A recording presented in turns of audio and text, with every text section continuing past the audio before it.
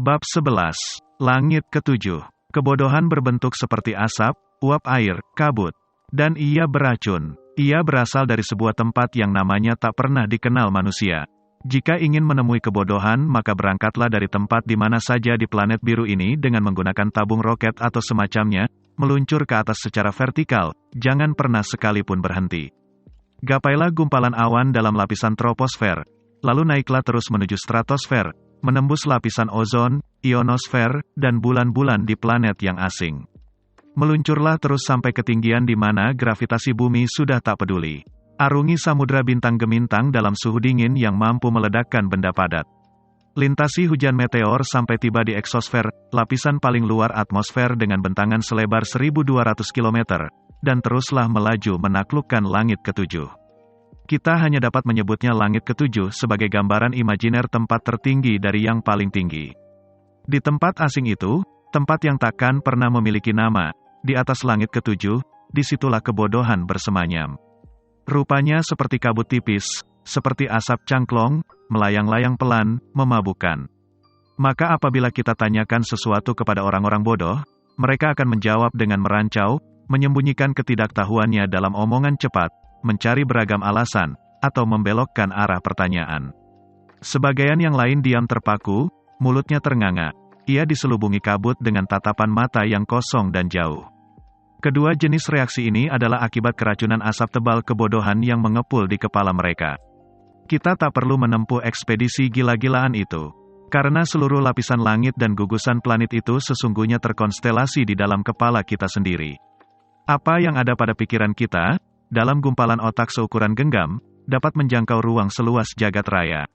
Para pemimpi seperti Nicolaus Copernicus, Battista della Porta, dan Lippershey malah menciptakan jagat rayanya sendiri, di dalam imajinasinya, dengan sistem tata suryanya sendiri, dan Lucretius, juga seorang pemimpi, menuliskan ilmu dalam puisi-puisi. Tempat di atas langit ketujuh, tempat kebodohan bersemayam, adalah metafor dari suatu tempat di mana manusia tak bisa mempertanyakan zat-zat Allah. Setiap usaha mempertanyakannya hanya akan berujung dengan kesimpulan yang mempertontonkan kemahatololan sang penanya sendiri. Maka semua jangkauan akal telah berakhir di langit ketujuh tadi. Di tempat asing tersebut, barangkali Arashi, di sana kembali metafor kagungan Tuhan bertahta. Di bawah tahtanya tergelar Lauhul Mahfuz, muara dari segala cabang anak-anak sungai ilmu dan kebijakan, kitab yang telah mencatat setiap lembar daun yang akan jatuh. Ia juga menyimpan rahasia kemana nasib akan membawa 10 siswa baru perguruan Muhammadiyah tahun ini. Karena takdir dan nasib termasuk dalam zatnya, Tuhan menakdirkan orang-orang tertentu untuk memiliki hati yang terang agar dapat memberi pencerahan pada sekelilingnya.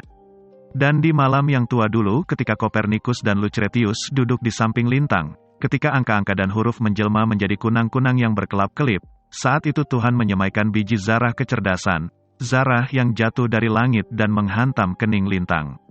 Sejak hari perkenalan dulu aku sudah terkagum-kagum pada lintang. Anak pengumpul kerang ini pintar sekali. Matanya menyala-nyala memancarkan intelijensi, keingintahuan menguasai dirinya seperti orang kesurupan. Jarinya tak pernah berhenti mengacung tanda ia bisa menjawab. Kalau melipat dia paling cepat, kalau membaca dia paling hebat.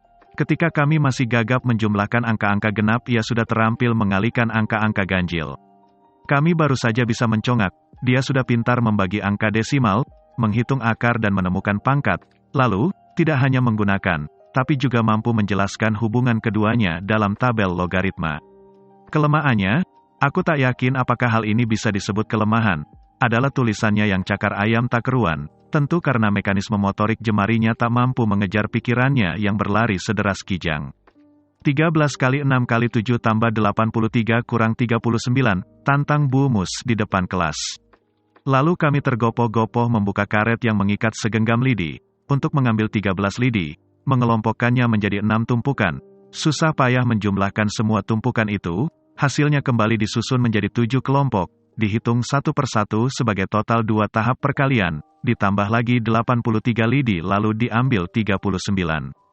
Otak terlalu penuh untuk mengorganisasi sinyal-sinyal agar mengambil tindakan praktis mengurangkan dulu 39 dari 83. Menyimpang sedikit dari urutan cara berpikir orang kebanyakan adalah kesalahan fatal yang akan mengacaukan ilmu hitung aljabar. Rata-rata dari kami menghabiskan waktu hampir selama 7 menit. Efektif memang, tapi tidak efisien, repot sekali. Sementara Lintang, tidak memegang sebatang lidi pun, tidak berpikir dengan cara orang kebanyakan. Hanya memejamkan matanya sebentar, tak lebih dari 5 detik ia bersorak. 590. Tak sebiji pun meleset, meruntuhkan semangat kami yang sedang belepotan memegangi potongan lidi.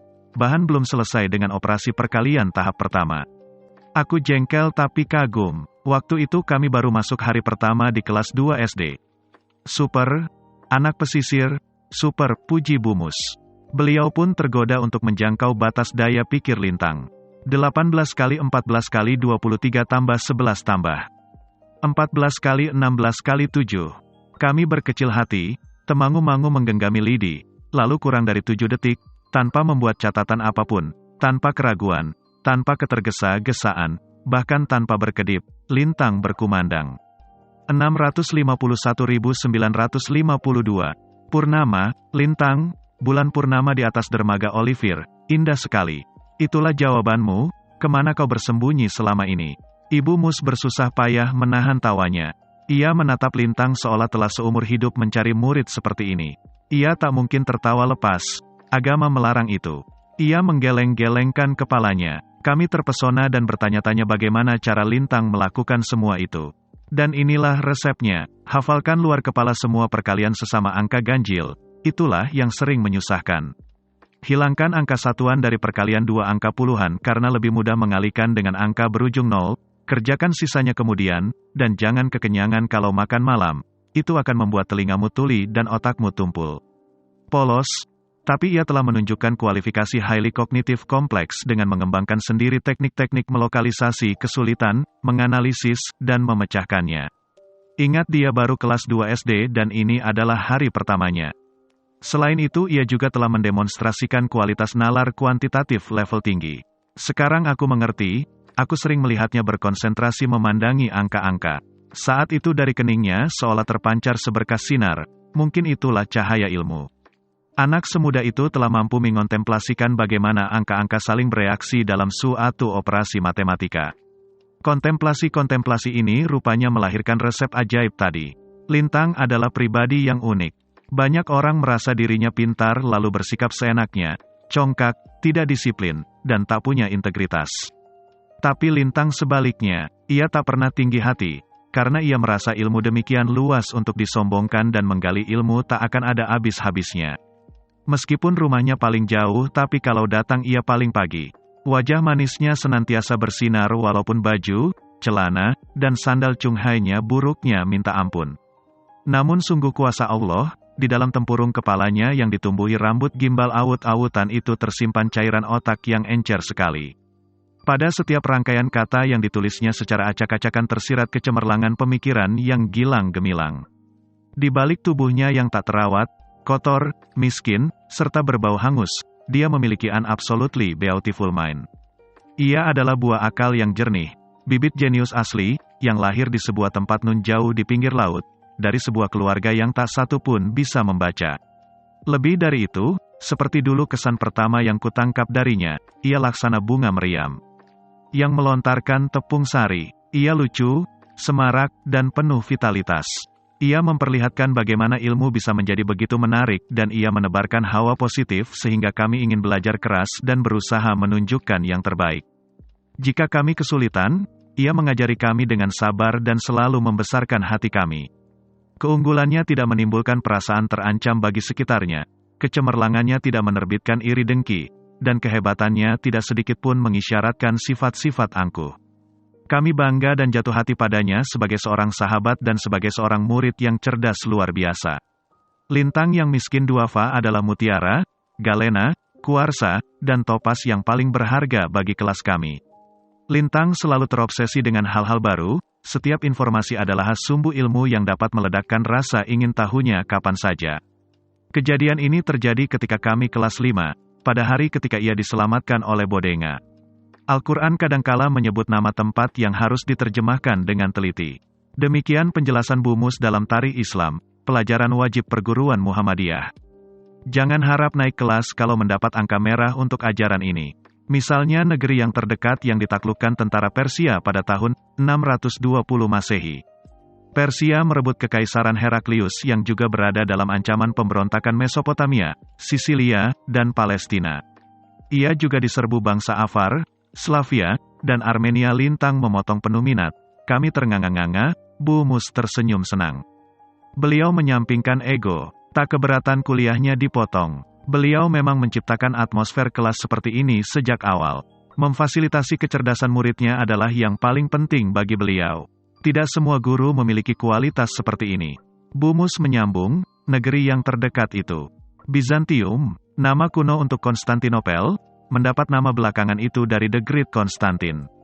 7 tahun kemudian negeri itu merebut lagi kemerdekaannya, kemerdekaan yang diingatkan dalam kitab suci dan diingkari kaum musyrik Arab. Mengapa ia disebut negeri yang terdekat Ibunda Guru? Dan mengapa kitab suci ditentang? Sabarlah anakku, pertanyaanmu menyangkut penjelasan tafsir surah Ar-Rum dan itu adalah ilmu yang telah berusia paling tidak 1400 tahun. Tafsir baru akan kita diskusikan nanti kalau kelas 2 SMP. Tak mau Ibunda, pagi ini ketika berangkat sekolah aku hampir diterkam buaya, maka aku tak punya waktu menunggu, jelaskan di sini, sekarang juga.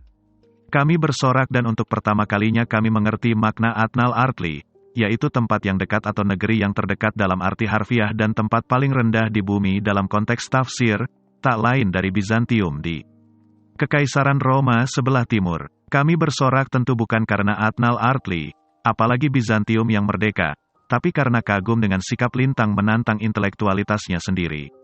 Kami merasa beruntung menjadi saksi bagaimana seseorang tumbuh dalam evolusi inteligensi. Dan ternyata jika hati kita tulus berada di dekat orang berilmu, kita akan disinai pancaran pencerahan, karena seperti halnya kebodohan, kepintaran pun sesungguhnya demikian mudah menjalar. Orang cerdas memahami konsekuensi setiap jawaban dan menemukan bahwa di balik sebuah jawaban tersembunyi beberapa pertanyaan baru. Pertanyaan baru tersebut memiliki pasangan sejumlah jawaban yang kembali akan membawa pertanyaan baru dalam deretan eksponensial. Sehingga mereka yang benar-benar cerdas kebanyakan rendah hati, sebab mereka gamang pada akibat dari sebuah jawaban. Konsekuensi-konsekuensi itu mereka temui dalam jalur-jalur seperti labirin, jalur yang jauh menjalar-jalar, jalur yang tak dikenal di lokus-lokus antah berantah, tiada berujung.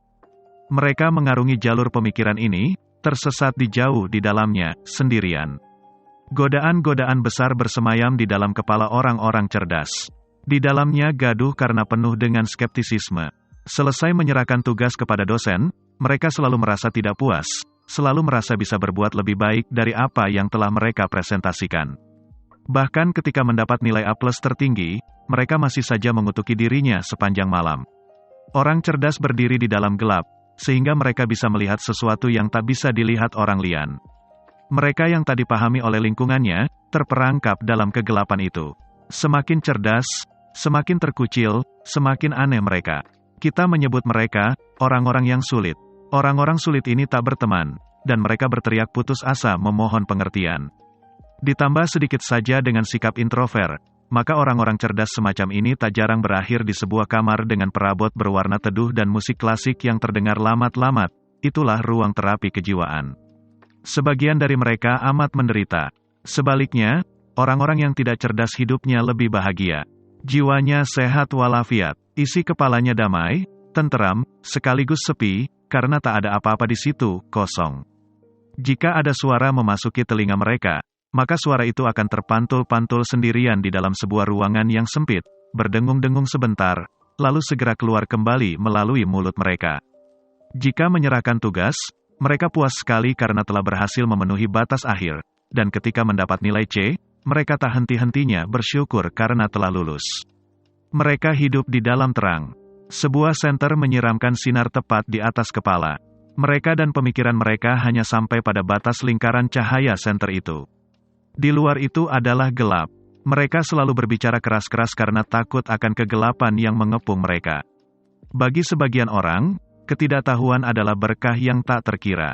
Aku pernah mengenal berbagai jenis orang cerdas. Ada orang jenius yang jika menerangkan sesuatu lebih bodoh dari orang yang paling bodoh. Semakin keras ia berusaha menjelaskan, semakin bingung kita dibuatnya. Hal ini biasanya dilakukan oleh mereka yang sangat cerdas.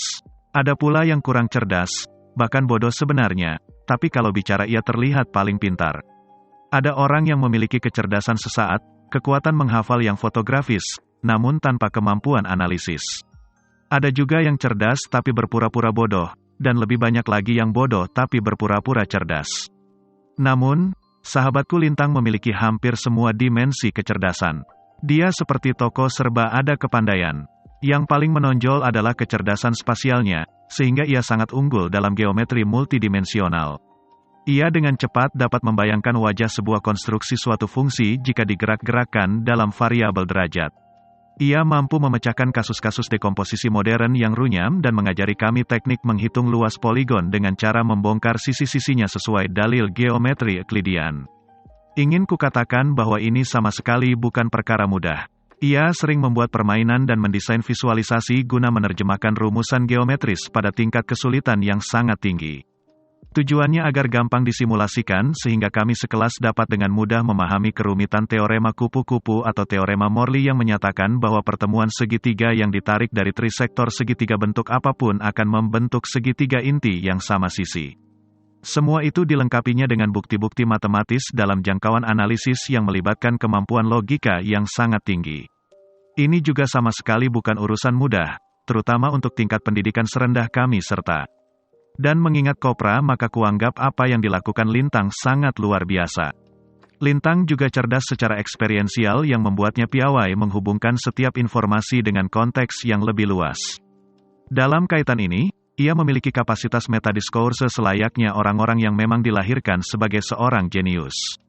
Artinya adalah jika dalam pelajaran biologi kami baru mempelajari fungsi-fungsi otot sebagai subkomponen yang membentuk sistem mekanik parsial sepotong kaki, maka Liontang telah memahami sistem mekanika seluruh tubuh dan ia mampu menjelaskan peran sepotong kaki itu dalam keseluruhan mekanika persendian dan otot-otot yang terintegrasi. Kecerdasannya, yang lain adalah kecerdasan linguistik. Ia mudah memahami bahasa, efektif dalam berkomunikasi, memiliki nalar verbal dan logika kualitatif. Ia juga mempunyai descriptive power, yakni suatu kemampuan menggambarkan sesuatu dan mengambil contoh yang tepat. Pengalamanku dengan pelajaran bahasa Inggris di hari-hari pertama kelas 2 SMP nanti membuktikan hal itu. Saat itu aku mendapat kritikan tajam dari ayahku karena nilai bahasa Inggris yang tak kunjung membaik. Aku pun akhirnya menghadap pemegang kunci pintu ilmu filsafat untuk mendapat 1-2 resep ajaib. Aku keluhkan kesulitanku memahami tense. Kalau tak salah jumlahnya sampai 16, dan jika ia sudah berada dalam sebuah narasi aku kehilangan jejak dalam konteks tense apa aku berada. Pun ketika ingin membentuk sebuah kalimat, bingung aku menentukan tense-nya. Bahasa Inggrisku tak maju-maju. Begini, kata Lintang sabar menghadapi ketololanku. Ketika itu ia sedang memaku sandal Chunghai-nya yang menganga seperti buaya lapar. Kupikir ia pasti mengira bahwa aku mengalami disorientasi waktu dan akan menjelaskan makna tense secara membosankan. Tapi petuahnya sungguh tak kuduga. Memikirkan struktur dan dimensi waktu dalam sebuah bahasa asing yang baru saja kita kenal tidak lebih dari hanya akan merepotkan diri sendiri. Sadarkah kau bahasa apapun di dunia ini, dimanapun, mulai dari bahasa Navajo yang dipakai sebagai sandi tak terpecahkan di Perang Dunia Kedua, bahasa Gaelik yang amat langka, bahasa Melayu pesisir yang berayun-ayun, sampai bahasa Mohiccan yang telah punah, semuanya adalah kumpulan kalimat, dan kalimat tak lain adalah kumpulan kata-kata. Paham kau sampai di sini? Aku mengangguk, semua orang tahu itu. Lalu ia melanjutkan, nah, kata apapun, pada dasarnya adalah kata benda, kata kerja, kata sifat, dan kata keterangan, paham? Ini bukan masalah bahasa yang sulit tapi masalah cara berpikir. Sekarang mulai menarik. Berangkatlah dari sana, pelajari bagaimana menggunakan kata benda, kata kerja, kata sifat, dan kata keterangan dalam sebuah kalimat Inggris. Itu saja, Kal. Tak lebih dari itu. Belajar kata terlebih dulu, bukan belajar bahasa. Itulah inti paradigma belajar bahasa Inggris versi Lintang. Sebuah ide cemerlang yang hanya terpikirkan oleh orang-orang yang memahami prinsip-prinsip belajar bahasa. Dengan paradigma ini aku mengalami kemajuan pesat, bukan hanya karena aku dapat mempelajari bahasa Inggris dengan bantuan analogi bahasa Indonesia, tapi petuahnya mampu melenyapkan sugesti kesulitan belajar bahasa asing yang umum melanda siswa-siswa daerah. Bahwa bahasa, baik lokal maupun asing, adalah permainan kata-kata, tak lebih dari itu. Setelah aku mampu membangun konstruksiku sendiri dalam memahami kalimat-kalimat Inggris, Kemudian Lintang menunjukkan cara meningkatkan kualitas tata bahasaku dengan mengenalkan teori struktur dan aturan-aturan tense. Pendekatan ini diam-diam kami sebarkan pada seluruh teman sekelas. Dan ternyata hal ini sukses besar, sehingga dapat dikatakan Lintanglah yang telah mengakhiri masa kejahiliahan bahasa Inggris di kelas kami. Mungkin kami telah belajar bahasa Inggris dengan pendekatan yang keliru, tapi cara ini efektif. Dan cara ini diajarkan oleh seseorang yang percaya bahwa setiap orang memiliki jalan yang berbeda untuk memahami bahasa. Aku kagum dengan daya pikir Lintang. Dalam usia semuda itu ia mampu melihat elemen-elemen filosofis sebuah ilmu lalu menerjemahkannya menjadi taktik-taktik praktis untuk menguasainya. Yang lebih istimewa, orang yang mengajariku ini bahkan tak mampu membeli buku teks wajib bahasa Inggris. Lintang memasuki suatu tahap kreatif yang melibatkan intuisi dan pengembangan pemikiran divergen yang orisinal.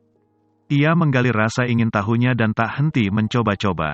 Indikasi kegeniusannya dapat dilihat dari kefasihannya dalam berbahasa numerik, yaitu ia terampil memproses sebuah pernyataan matematis mulai dari hipotesis sampai pada kesimpulan. Ia membuat penyangkalan berdasarkan teorema, bukan hanya berdasarkan pembuktian kesalahan, apalagi simulasi. Dalam usia muda, dia telah memasuki area yang amat teoretis. Cara berpikirnya mendobrak, mengambil risiko, tak biasa, dan menerobos. Setiap hari kami merubungnya untuk menemukan kejutan-kejutan pemikirannya. Baru naik ke kelas 1 SMP, ketika kami masih pusing 7 keliling memetakan absis dan ordinat pada produk Kartesius dalam topik relasi himpunan sebagai dasar fungsi linear, Lintang telah mengutak-atik materi-materi untuk kelas yang jauh lebih tinggi di tingkat lanjutan atas bahkan di tingkat awal perguruan tinggi seperti implikasi, biimplikasi, filosofi Pascal, binomial Newton, limit, diferensial, integral, teori-teori peluang, dan vektor. Ketika kami baru saja mengenal dasar-dasar binomial, ia telah beranjak ke pengetahuan tentang aturan multinomial dan teknik eksploitasi polinomial. Ia mengobrak-abrik pertidaksamaan eksponensial, mengilustrasikan grafik-grafik sinus, dan membuat pembuktian sifat matematis menggunakan fungsi-fungsi trigonometri dan aturan ruang 3 dimensi. Suatu waktu kami belajar sistem persamaan linier dan terlatih-tatih menguraikan kasusnya dengan substitusi agar dapat menemukan nilai sebuah variabel. Ia bosan dan menghambur ke depan kelas, memenuhi papan tulis dengan alternatif-alternatif solusi linier, di antaranya dengan metode eliminasi Gauss-Jordan, metode Cramer, metode determinan, bahkan dengan nilai eigen. Setelah itu Lintang mulai menggarap dan tampak sangat menguasai prinsip-prinsip penyelesaian kasus non-linier. Ia dengan amat lancar menjelaskan persamaan multivariabel, mengeksploitasi rumus kuadrat, bahkan menyelesaikan operasi persamaan menggunakan metode matriks. Padahal dasar-dasar matriks paling tidak baru dikhotbahkan para guru pada kelas 2 SMA. Yang lebih menakjubkan adalah semua pengetahuan itu ia pelajari sendiri dengan membaca bermacam-macam buku milik kepala sekolah kami jika ia mendapat giliran tugas menyapu di ruangan beliau. Ia bersimpu di balik pintu ayun, semacam pintu koboi, menekuni angka-angka yang bicara, bahkan dalam buku-buku berbahasa Belanda. Ia memperlihatkan bakat kalkulus yang amat besar dan keahliannya tidak hanya sebatas menghitung guna menemukan solusi, tapi ia memahami filosofi operasi-operasi matematika dalam hubungannya dengan aplikasi seperti yang dipelajari para mahasiswa tingkat lanjut dalam subjek metodologi riset. Ia membuat hitungan yang iseng namun cerdas mengenai berapa waktu yang dapat dihemat atau berapa tambahan surat yang dapat diantar per hari oleh tuan pos jika mengubah rute antarnya. Ia membuat perkiraan ketahanan benang gelas dalam adu layangan untuk berbagai ukuran nilon berdasarkan perkiraan kekuatan angin, ukuran layangan, dan panjang benang. Rekomendasinya menyebabkan kami tak pernah terkalahkan. Prediksinya tak pernah meleset dalam menghitung waktu kuncup, bersemi, dan mati untuk bunga red hot cat tail dengan meneliti kadar pupuk, suplai air, dan sinar matahari. Ia mengompilasi dengan cermat tabel pengamatan distribusi durasi, frekuensi dan waktu curah hujan lalu menghitung rata-rata, variansi, dan koefisien korelasi dalam rangka memperkirakan berapa kali Pak Harvan bolos karena bengek itu menunjukkan pola yang konsisten terhadap fungsi hujan dan lebih ajaib lagi Lintang mampu membuat persentase bias dugaannya. Lintang bereksperimen merumuskan metode jembatan keledainya sendiri untuk pelajaran-pelajaran hafalan. Biologi misalnya, ia menciptakan sebuah konfigurasi belajar metabolisme dengan merancang kelompok sistem biologis mulai dari sistem alat tubuh, pernapasan, pencernaan, gerak, sampai sistem saraf dan indera, baik untuk manusia, vertebrata, maupun avertebrata, sehingga mudah dipahami. Maka jika kita tanyakan padanya bagaimana seekor cacing melakukan hajat kecilnya, siap-siap saja menerima penjelasan yang rapi, kronologis, terperinci, dan sangat cerdas mengenai cara kerja rambut getar di dalam sel-sel api. Lalu dengan santai saja, seumpama seekor monyet sedang mencari kutu di punggung pacarnya, ia akan membuat analogi buang hajat cacing itu pada sistem ekskresi protozoa dengan anatomi vakuola kontraktil yang rumit itu. Bahkan jika tidak di-stop, ia akan dengan senang hati menjelaskan fungsi-fungsi korteks, simpai, Bowman, Madela, lapisan Malpighi, dan dermis dalam sistem ekskresi manusia. Karena bagi Lintang, melalui desain jembatan keledainya tadi, benda-benda hafalan ini dengan mudah dapat ia kuasai, satu malam saja, sekali tepuk. Masih dalam pelajaran biologi, terjadi perdebatan sengit di antara kami tentang teori yang memaksakan pendapat bahwa manusia berasal dari nenek moyang semacam lutung. Kami terperangah oleh argumentasi Lintang. Persoalannya adalah apakah Anda seorang religius, seorang Darwinian, atau sekadar seorang oportunis. Pilihan sesungguhnya hanya antara religius dan Darwinian, sebab yang tidak memilih adalah oportunis. Yaitu mereka yang berubah-ubah sikapnya sesuai situasi mana yang akan lebih menguntungkan mereka. Lalu pilihan itu seharusnya menentukan perilaku dalam menghargai hidup ini.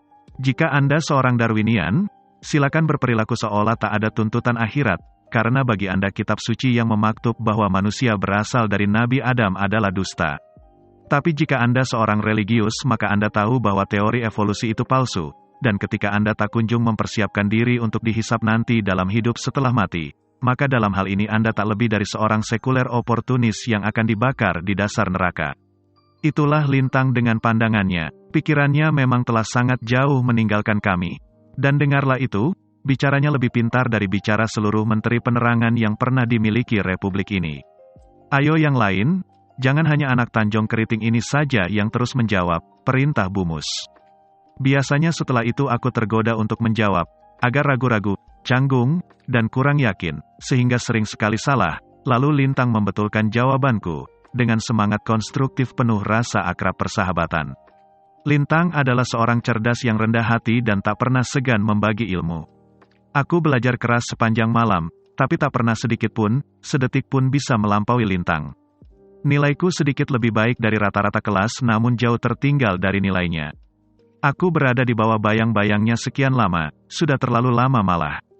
Ranking 2ku abadi, tak berubah sejak caturwulan pertama kelas 1 SD.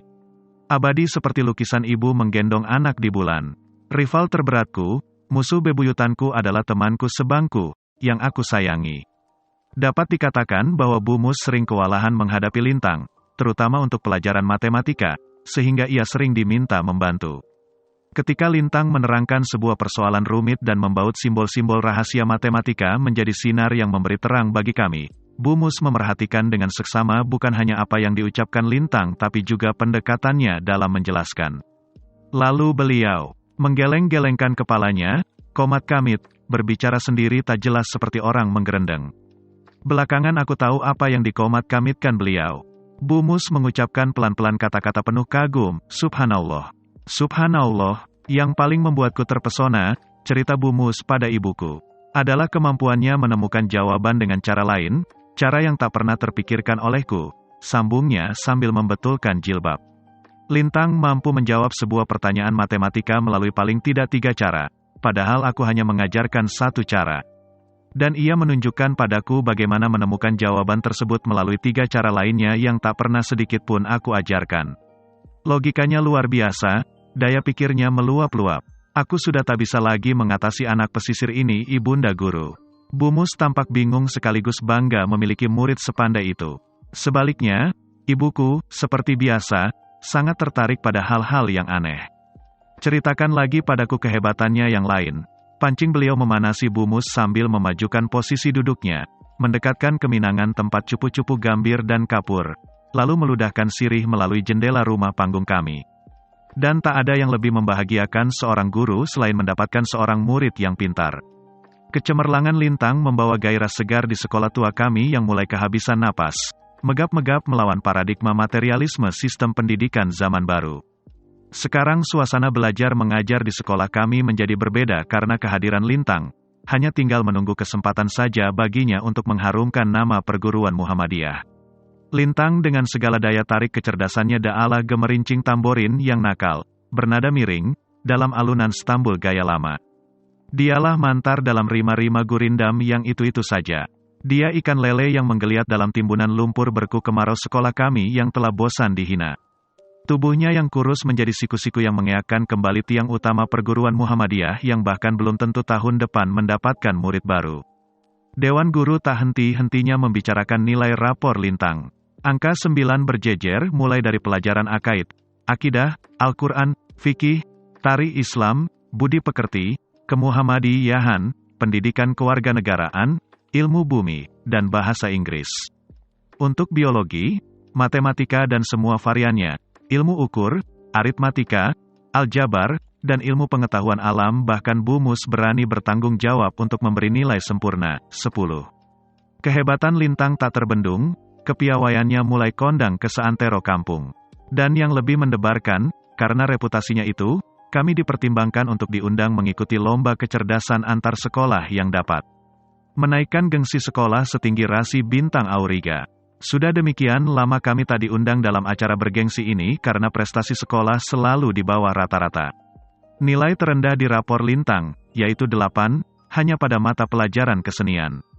Walaupun sudah berusaha sekuat tenaga dan mengerahkan segenap daya pikir, dia tak mampu mencapai angka 9 karena tak mampu bersaing dengan seorang pria muda berpenampilan eksentrik, bertubuh ceking, dan berwajah tampan yang duduk di pojok sana sebangku dengan Trapani.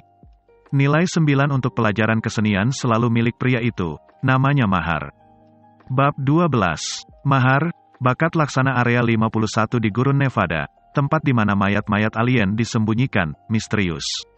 Jika setiap orang tahu dengan pasti apa bakatnya maka itu adalah utopia. Sayangnya utopia tak ada dalam dunia nyata.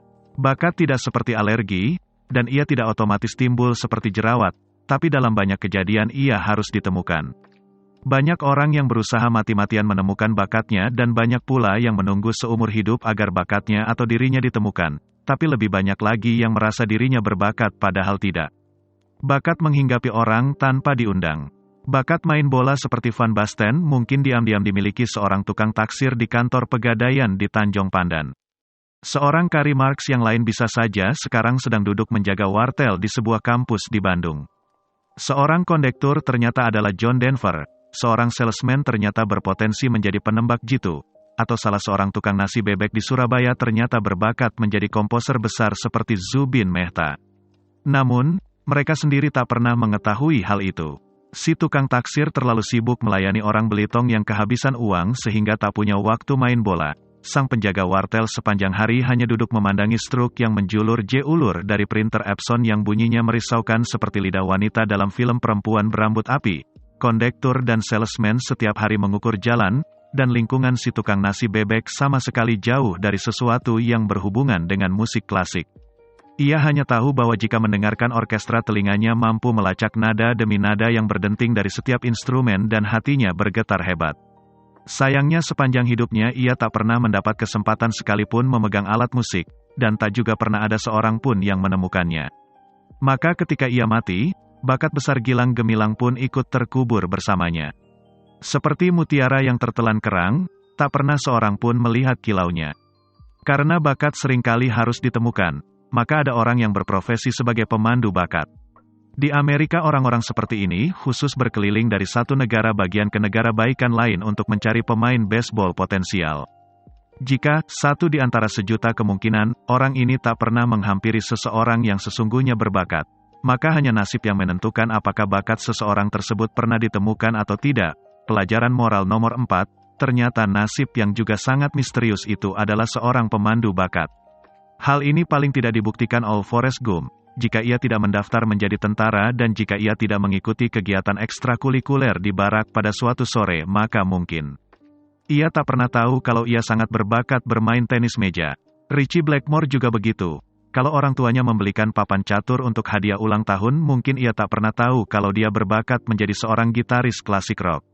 Dan di siang yang panas menggelegak ini, ketika pelajaran seni suara, di salah satu sudut kumuh perguruan miskin Muhammadiyah, kami menjadi saksi bagaimana nasib menemukan bakat Mahar. Mulanya Bu Mus meminta Akyong maju ke depan kelas untuk menyanyikan sebuah lagu, dan seperti diduga, hal ini sudah 18 kali terjadi, ia akan membawakan lagu yang sama yaitu Berkibarlah Benderaku karya Ibu Sud. Berkibarlah benderaku, lambang suci gagah Pelwila, bergelak-bergelak, selentak, Akyong membawakan lagu itu dengan gaya mars tanpa rasa sama sekali. Ia memandang keluar jendela dan pikirannya tertuju pada labu siam yang merambati dahan-dahan rendah filisium serta buah-buahnya yang gendut-gendut bergelantungan. Ia bahkan tidak sedikit pun memandang ke arah kami. Ia mengkhianati penonton. Telinganya tak mendengarkan suaranya sendiri karena ia agaknya mendengarkan suara ribut burung-burung kecil perenjak sayap garis yang berteriak-teriak beradu kencang dengan suara kumbang-kumbang betina pantat kuning. Ia tak mengindahkan jangkauan suaranya serta atek ambil pusing dengan notasi. Kali ini ia mengkhianati harmoni. Kami juga tak memerhatikannya bernyanyi. Lintang sibuk dengan rumus Pitagoras, Harun tertidur pulas sambil mendengkur. Samson menggambar seorang pria yang sedang mengangkat sebuah rumah dengan satu tangan kiri. Sahara asyik menyulam kruistik kaligrafi tulisan Arab kulil haku walau kana murron artinya, katakan kebenaran walaupun pahit dan Trapani melipat-lipat sapu tangan ibunya. Sementara itu Syahdan, aku dan Kucai sibuk mendiskusikan rencana kami menyembunyikan sandal Pak Fahimi, guru kelas 4 yang galak itu, di Masjid Al-Hikmah. Mahar adalah orang satu-satunya yang menyimaknya. Sedangkan Bu Mus menutup wajahnya dengan kedua tangan, beliau berusaha keras menahan kantuk dan tawa mendengar lolongan Akyong. Lalu giliran aku, tak kalah membosankan, lebih membosankan malah. Setelah dimarahi karena selalu menyanyikan lagu potong bebek angsa, kini aku membuat sedikit kemajuan dengan lagu baru Indonesia Tetap Merdeka karya C. Simanjuntak yang diaransemen Damorois. Ketika aku mulai menyanyi Sahara mengangkat sebentar wajahnya dari kruistiknya dan terang-terangan memandangku dengan jijik karena aku menyanyikan lagu cepat tegap itu dengan nada yang berlari-lari liar sesuka hati, kesana kemari tanpa harmonisasi. Aku tak peduli dengan pelecehan itu dan tetap bersemangat. Petik 2 titik. Sorak-sorai bergembira, bergembira. Semua, telah bebas negeri kita, Indonesia merdeka. Namun, aku menyanyi melompati beberapa oktav secara drastis tanpa dapat kukendalikan sehingga tak ada keselarasan nada dan tempo. Aku telah mengkhianati keindahan. Kali ini Bu Mus sudah tak bisa lagi menahan tawanya, beliau terpingkal-pingkal sampai berair matanya. Aku berusaha keras memperbaiki harmonisasi lagu itu tapi semakin keras aku berusaha semakin aneh kedengarannya. Inilah yang dimaksud dengan tidak punya bakat. Aku susah payah menyelesaikan lagu itu dan teman-temanku sama sekali tak mengindahkan penderitaanku karena mereka juga menderita menahan kantuk, lapar, dan haus di tengah hari yang panas ini, dan batin mereka semakin tertekan karena mendengar suaraku. Bu Mus menyelamatkan aku dengan buru-buru menyuruhku berhenti bernyanyi sebelum lagu merdu itu selesai, dan sekarang beliau menunjuk Samson. Kenyataannya semakin parah, Samson menyanyikan lagu yang berjudul Teguh Kukuh Berlapis Baja juga karya C. Simanjuntak sesuai dengan citra tubuh raksasanya. Ia menyanyikan lagu itu dengan sangat nyaring sambil menunduk dalam dan menghentak-hentakkan kakinya dengan keras. Petik 2 titik. Teguh kukuh berlapis baja, rantai semangat mengikat padu. Tegak benteng Indonesia, tapi ia juga sama sekali tidak tahu konsep harmonisasi sehingga ia menjadikan lagu itu seperti sebuah lagu lain yang belum pernah kami kenal. Ia mengkhianati C. Simanjuntak. Maka sebelum bait pertama selesai, Bu Mus segera menyuruhnya kembali ke tempat duduk. Samson membatu, tak percaya dengan apa yang baru saja didengarnya, ia terheran-heran. Mengapa aku dihentikan, Ibunda Guru? Inilah yang dimaksud dengan tak punya bakat dan tak tahu diri. Maka seni suara adalah mata pelajaran yang paling tidak prospektif di kelas kami. Oleh karena itu, ia ditempatkan di bagian akhir paling siang. Fungsinya hanya untuk menunggu waktu zuhur, yaitu saatnya kami pulang. Atua untuk sekadar hiburan bagi Bu Mus karena dengan menyuruh kami bernyanyi beliau bisa menertawakan kami. Pada umumnya, kami memang tak bisa menyanyi. Bahkan Lintang hanya bisa menampilkan 2 buah lagu, yaitu Padamu Negeri dan Topi Saya Bundar. Lagu tentang topi ini adalah lagu super ringkas dengan bait yang dibalik-balik. Lintang menyanyikannya dengan tergesa-gesa sehingga seperti rapalan agar tugas itu cepat selesai. Adapun Trapani, sejak kelas 1 SD tak pernah menyanyikan lagu lain selain lagu Kasih Ibu Sepanjang Jalan. Sahar menyanyikan lagu Rayuan Pulau Kelapa dengan gaya seperti seriosa yang menurut dia sangat bagus padahal sumbangnya minta ampun. Sedangkan Kucai, juga dari kelas 1 SD, hanya menampilkan 2 buah lagu yang sama, kalau tidak lagu rukun Islam ia akan menyanyikan lagu rukun iman. Masih ada 5 menit sebelum azan zuhur. Ah, masih bisa satu lagu lagi, kata Bu Mus sambil tersenyum simpul. Kami memandang beliau dengan benci. Ibunda, kenapa tak pulang saja? Kami sudah mengantuk, lelah, lapar, dan haus. Siang ini panas sekali. Burung-burung perenjak sayap semakin banyak dan tak mau kalah dengan kumbang-kumbang betina pantat kuning. Kadang-kadang mereka hinggap di jendela kelas sambil menjerit sejadi-jadinya, menimbulkan suara bising yang memusingkan bagi perut-perut yang keroncongan. Nah, sekarang giliran. Bu Mus memandangi kami satu persatu untuk menjatuhkan pilihan secara acak, dan kali ini pandangannya berhenti pada Mahar. Ya, Mahar, silakan ke depan anakku, nyanyikan sebuah lagu sambil kita menunggu azan zuhur. Bu Mus terus tersenyum mengantisipasi kekonyolan apa lagi yang akan ditampilkan muridnya. Sebelumnya kami tak pernah mendengar Mahar bernyanyi, karena setiap kali tiba gilirannya, azan zuhur telanjur berkumandang sehingga ia tak pernah mendapat kesempatan tampil. Kami tidak peduli ketika Mahar beranjak.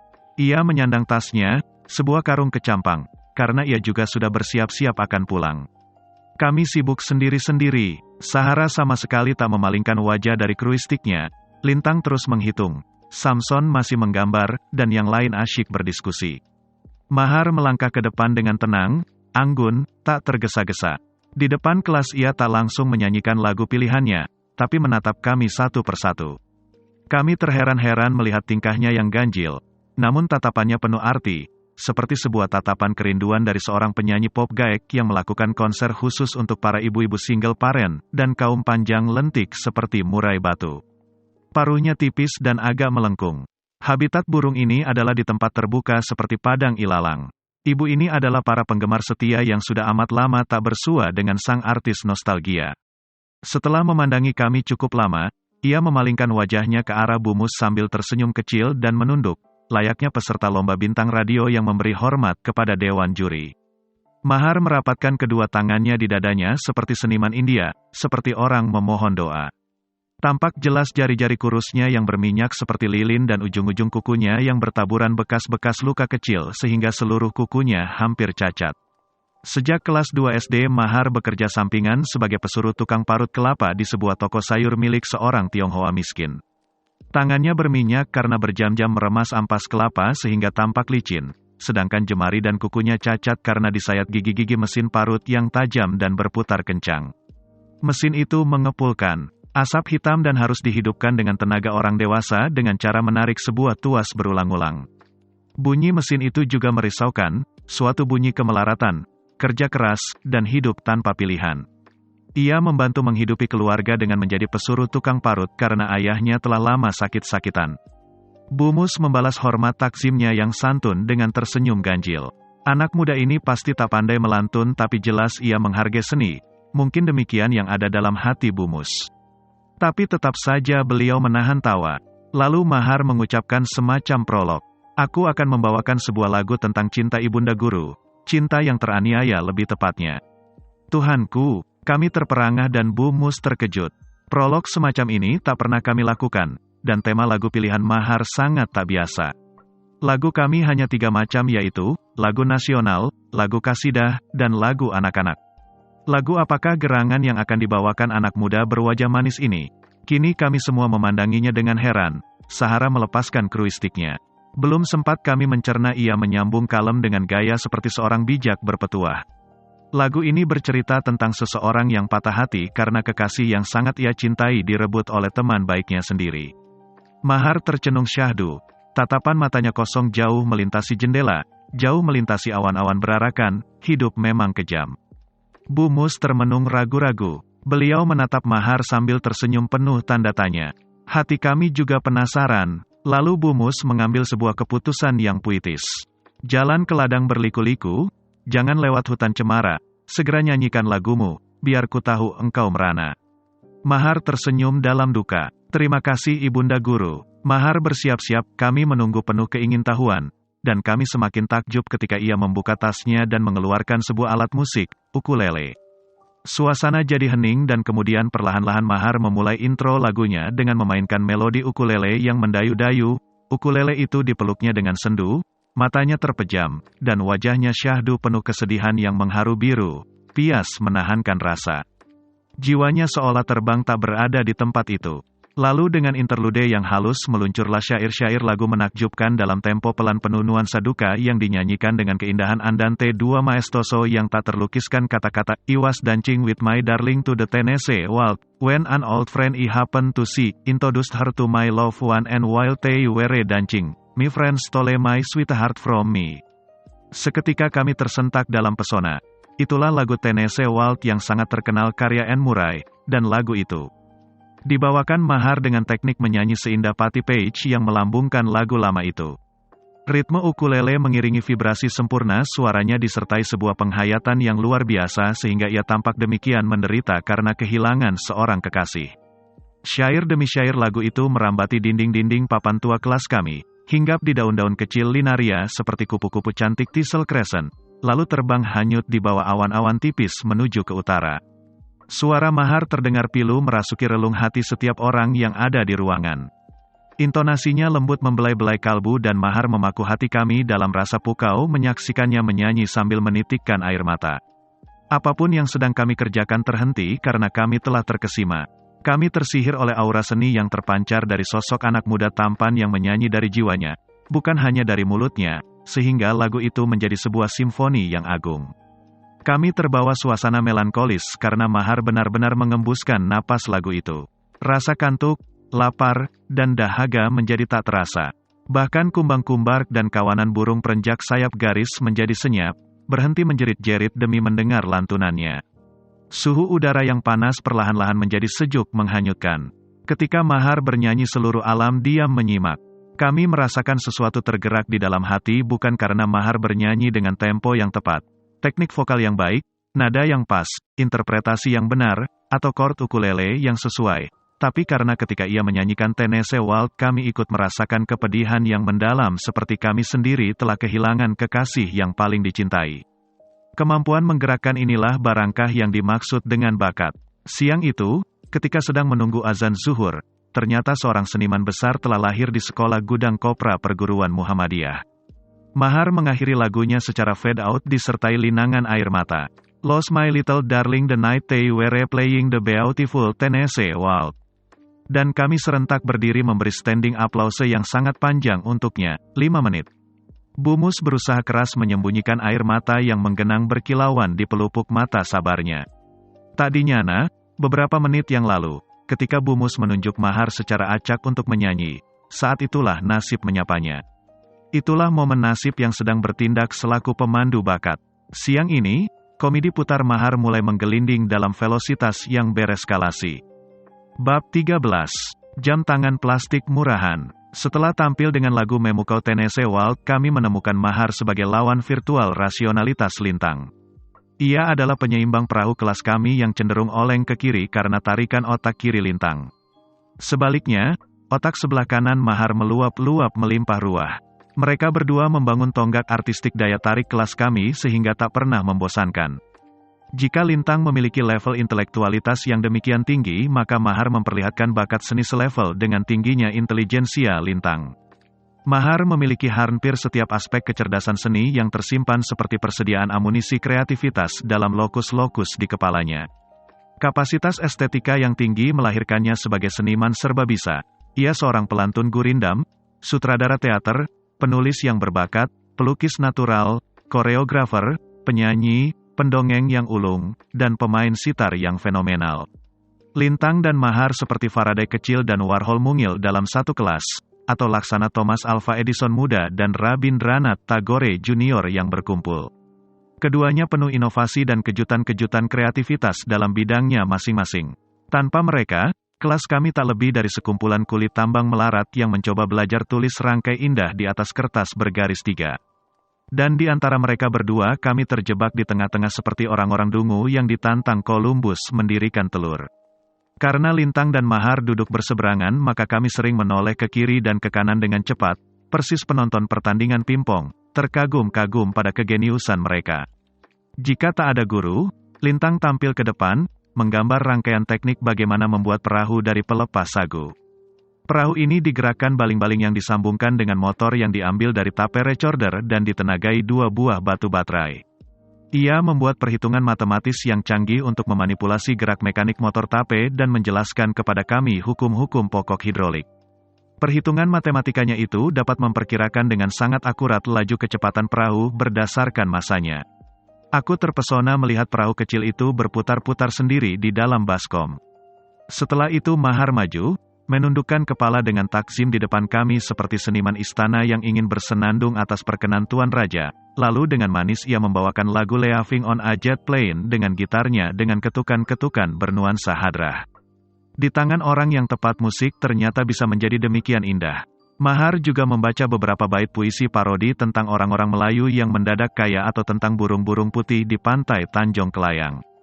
Mahar dengan aksesori-aksesori etniknya ibarat orang yang dititipi Engelbert Humperdinck suara emas dan diwarisi Salvador Dali sikap-sikap nyentrik. Persahabatannya dengan para seniman lokal dan seorang penyiar radio yang memiliki beragam koleksi musik memperkaya wawasan seni dan perbendaharaan lagu Mahar. Pada kesempatan lain Lintang mempresentasikan percobaan memunculkan arus listrik dengan mengerak-gerakan magnet secara mekanik dan menjelaskan prinsip-prinsip kerja dinamo. Mahar memperagakan cara membuat sketsa-sketsa kartun dan cara menyusun alur cerita bergambar. Lintang menjelaskan aplikasi geometri dan aerodinamika dalam mendesain layangan. Mahar menceritakan kisah yang memukau tentang bangsa-bangsa yang punah. Pernah juga Lintang menyusun potongan-potongan kaca yang dibentuk cekung seperti parabola dan menghadapkannya ke arah matahari agar mendapatkan suhu yang sangat tinggi. Rancangan energi matahari katanya. Sebaliknya Mahar tak mau kalah. Ia menggotong sebuah meja putar dan mendemonstrasikan seni membuat gerabah yang indah, teknik-teknik melukis gerabah itu dan mewarnainya. Lintang memperagakan cara kerja sextan dan menjelaskan beberapa perhitungan matematika geometris dengan alat itu. Mahar membaca puisi yang ditulisnya sendiri dengan judul doa dan dibawakan secara memukau dengan gaya tilawatil Quran. Belum pernah aku melihat orang membaca puisi seperti itu.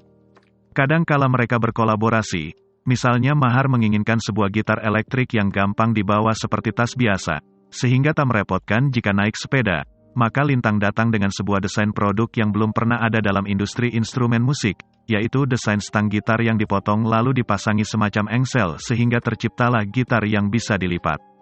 Sungguh istimewa, sudah banyak aku melihat keanehan di dunia pentas, misalnya pemain biola yang ketiduran ketika sedang manggung, panggung yang roboh, musisi yang menghancurkan alat-alat musik, pemain gitar yang kesetrum, seorang pria Midland yang makan kelelawar, atau orang-orang kampung yang meniru-niru Mick Jagger, tapi gitar dilipat sehingga menjadi seperti papan catur. Baru kali ini aku saksikan. Dan jika Mahar dan Lintang beraksi, kami berkumpul di tengah-tengah kelas, bertumpuk-tumpuk kegirangan, terbuai keindahan, dan menggumamkan subhanallah berulang-ulang, atas dua macam kepintaran mengasyikkan yang dianugerahkan ilahi kepada mereka. Mahar sangat imajinatif dan tak logis, seseorang dengan bakat seni yang sangat besar. Sesuatu yang berasal dari Mahar selalu menerbitkan inspirasi, aneh, lucu, janggal, ganjil, dan menggoda keyakinan. Namun, mungkin karena otak sebelah kanannya benar-benar aktif, maka ia menjadi penghayal luar biasa. Di sisi lain ia adalah magnet, simply irresistible. Ia penggemar berat dongeng-dongeng yang tidak masuk akal dan segala sesuatu yang berbau paranormal. Tanyalah padanya hikayat lama dan mitologi setempat, ia hafal luar kepala, mulai dari dongeng naga-naga raksasa Laut Cina Selatan sampai cerita raja berekor yang diyakininya pernah menjajah Belitung. Ia sangat percaya bahwa alien itu benar-benar ada dan suatu ketika nanti akan turun ke Belitung menyamar sebagai mantri suntik di klinik PN Timah, penjaga sekolah, muazin di Masjid Al-Hikmah, atau wasit sepak bola. Dalam keadaan tertentu ia sangat konyol, misalnya ia menganggap dirinya ketua Persatuan Paranormal Internasional yang akan memimpin perjuangan umat manusia mengusir serbuan alien dengan kibasan daun-daun beluntas. Aku ingat kejadian ini, suatu ketika untuk nilai rapor akhir kelas 6, Bumus yang berpendirian progresif dan terbuka terhadap ide-ide baru, membebaskan kami berekspresi. Kami diminta menyetor sebuah masterpiece, karya yang berhak mendapat tempat terhormat, dipajang di ruang kepala sekolah. Maka esoknya kami membawa celengan bebek dari tanah liat dan asbak dari cetakan lilin. Sebagian lainnya membawa replika rumah panggung Melayu dari bahan perdu apit-apit dan simpai dari jalinan rotan untuk mengikat sapu lidi. Trapani menyetorkan peta Pulau Belitung yang dibuat dari serbuk kayu. Syahdan membuat karya yang persis sama tapi bahannya bubur koran, jelek sekali dan busuk baunya. Harun menyetorkan 3 buah botol bekas kecap, itu saja, botol kecap. Tak lebih tak kurang. Aku sendiri hanya mampu membuat tirai dari biji-biji buah berang yang dikombinasikan dengan tali rapiah yang digulung kecil-kecil.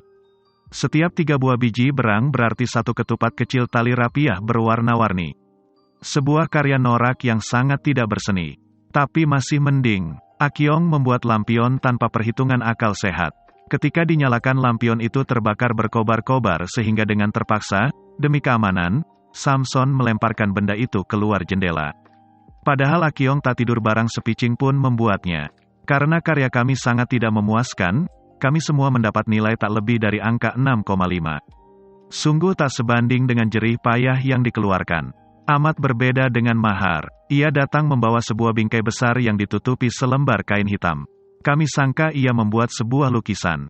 Tapi setelah kain itu pelan-pelan dilucuti, sangat mengejutkan.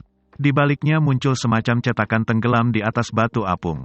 Cetakan kerangka seekor makhluk purbakala yang sangat janggal dan mengesankan sangat buas. Makhluk ini bukan Acanthophilus, Sauropodomorphus, kera antropoid, dinosaurus atau saurus-saurus semacamnya, dan bukan pula makhluk-makhluk prasejarah seperti yang telah kita kenal. Sebaliknya, Mahar membuat sebuah cetakan fosil kelelawar raksasa semacam Palaeocheiroptersi Tupaiodon tapi dengan bentuk yang dimodifikasi sehingga tampak ganjil dan mengerikan. Anatomi makhluk itu tentu tak pernah teridentifikasi oleh para ahli karena ia hanya ada di kepala Mahar, di dalam imajinasi seorang seniman. Fosil di atas batu apung tipis itu dibuat begitu orisinal sehingga mengesankan seperti temuan paleontologi yang autentik. Ia menggunakan semacam lapisan karbon untuk memperkuat kesan purba pada setiap detail fosil itu. Lalu karyanya dibingkai dengan potongan-potongan balak lapuk yang sudut-sudutnya diikat tali pohon jawi agar kesan purbanya benar-benar terasa. Inilah seni, Bung, khotbahnya di hadapan kami yang terkesima. Gayanya seperti pesulap sehabis membuka genggaman tangan untuk memperlihatkan burung merpati. Dan ia mendapat angka 9, tak ada lawannya. Angka itu adalah nilai kesenian tertinggi yang pernah dianugerahkan Bumus sepanjang karir mengajarnya. Bahkan lintang sekalipun tak berkutik.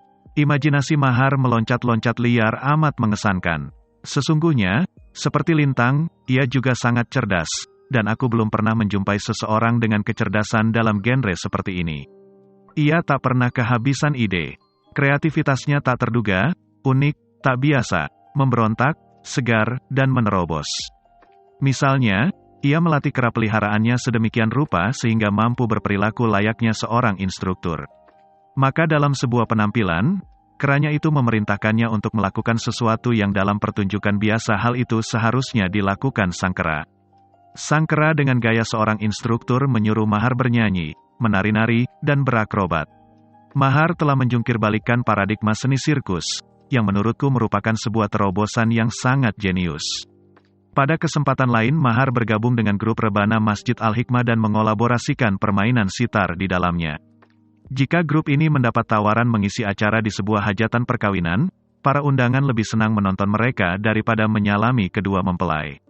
Mahar pula yang membentuk sekaligus menyutradarai grup teater kecil SD Muhammadiyah. Penampilan favorit kami adalah cerita perang Uhud dalam episode Siti Hindun. Dikisahkan bahwa wanita pemarah ini mengupas seorang budak untuk membunuh Hamzah sebagai balas dendam atas kematian suaminya. Setelah Hamzah mati wanita itu membelah dadanya dan memakan hati panglima besar itu. Akyong memerankan Hamzah, dan Sahara sangat menikmati perannya sebagai Siti Hindun. Juga karena inisiatif Mahar, akhirnya kami membentuk sebuah grup band. Alat-alat musik kami adalah elektron yang dimainkan Sahara, standing bass yang dibetot tanpa ampun oleh Samson, sebuah drum, 3 buah tabla, serta 2 buah rebana yang dipinjam dari Badan Amil Masjid Al-Hikmah.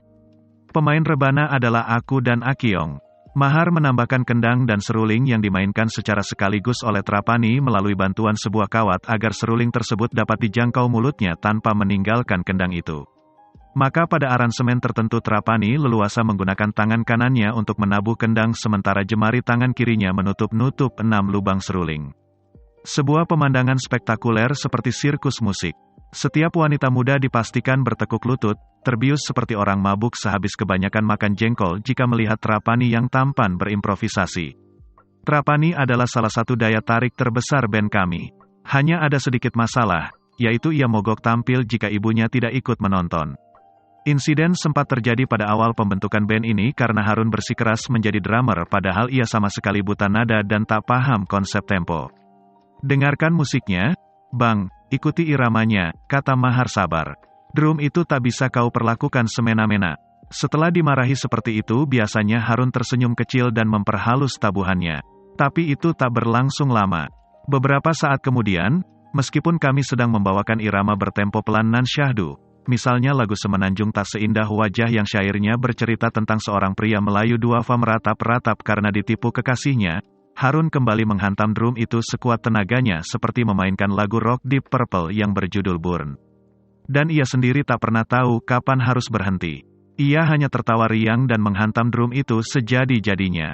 Mahar tetap sabar menghadapi Harun dan berusaha menuntunnya pelan-pelan, namun akhirnya kesabaran Mahar habis ketika kami membawakan lagu Light My Fire milik The Door.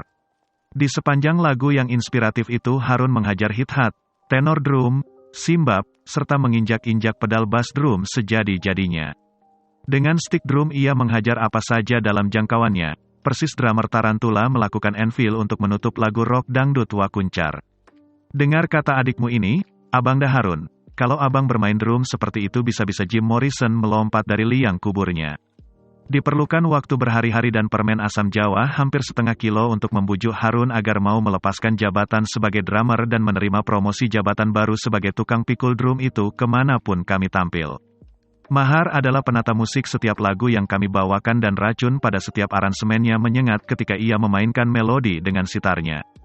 Ia berimprovisasi, berdiri di tengah pertunjukan, dan dengan wajah demikian syahdu ia mengekspresikan. Setiap denting senar sitar yang bercerita tentang daun-daun pohon bintang yang melayang jatuh di permukaan sungai lenggang yang tenang lalu hanyut sampai jauh ke muara, tentang angin selatan yang simbal, alat musik berupa dua piringan kuningan yang diadu. Meniup punggung gunung selumar, berbelok dalam kesenyapan hutan jangkang, lalu menyelinap diam-diam ke perkampungan.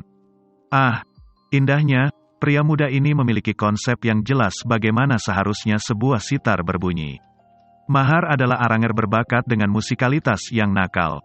Ia piawai memilih lagu dan mengadaptasikan karakter lagu tersebut ke dalam instrumen-instrumen kami yang sederhana.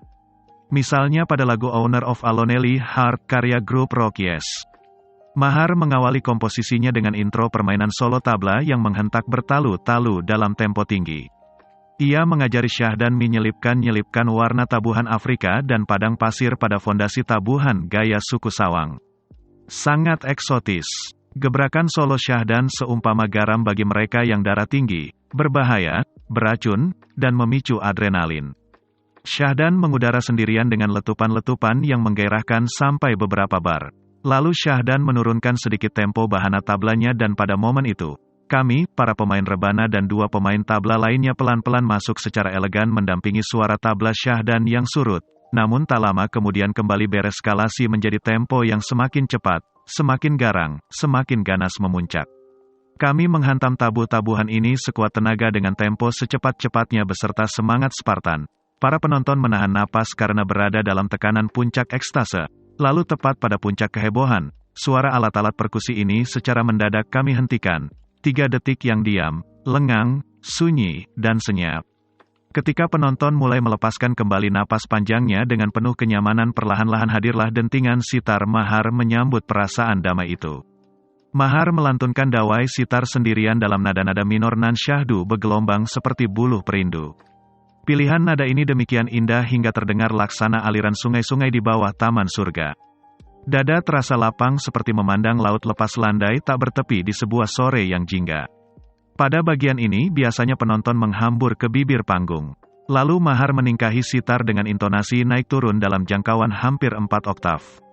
Dengan gaya India klasik, Mahar berimprovisasi. Ia memainkan sitar dengan sepenuh jiwa seolah esok ia telah punya janji pasti dengan malaikat maut.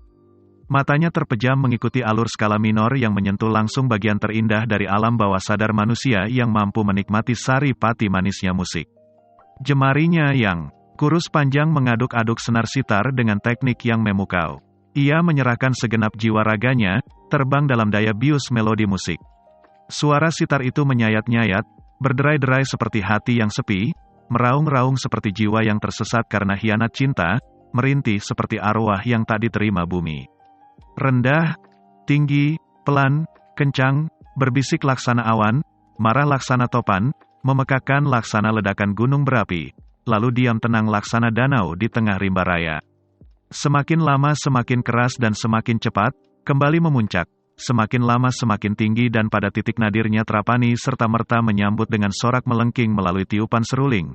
Panjang, satu not, menjerit-jerit nyaring pada tingkat nada tertinggi yang dapat dicapai seruling bambu tradisional itu.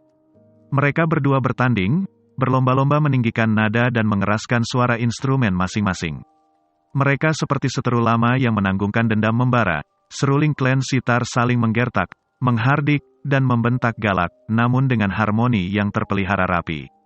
Tiba-tiba, amat mengejutkan, sama sekali tak terduga, secara mendadak mereka break.